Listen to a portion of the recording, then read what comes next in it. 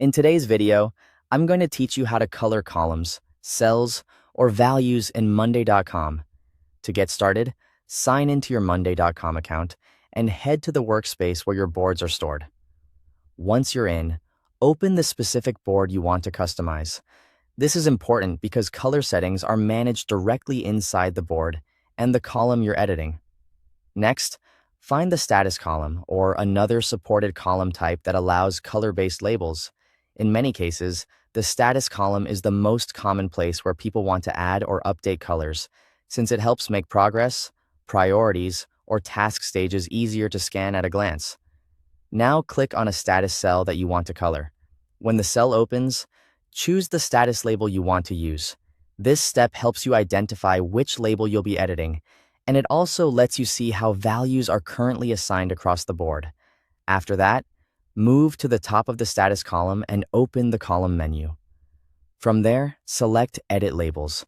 This will bring up the label settings, where you can control both the text and the color associated with each status option.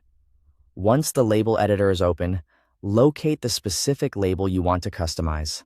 Beside that label, click the color selector. You'll then be able to choose a new color for that value. Pick a color that makes sense for the way your team works.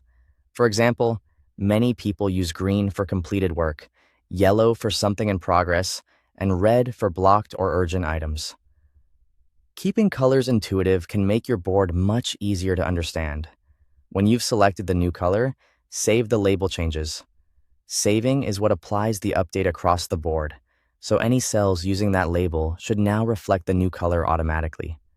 Take a moment to verify the result by looking at the selected values in the column. You should now see those items displayed with the updated color. This is a good time to check that the new color is clear, visible, and consistent with the rest of your board setup.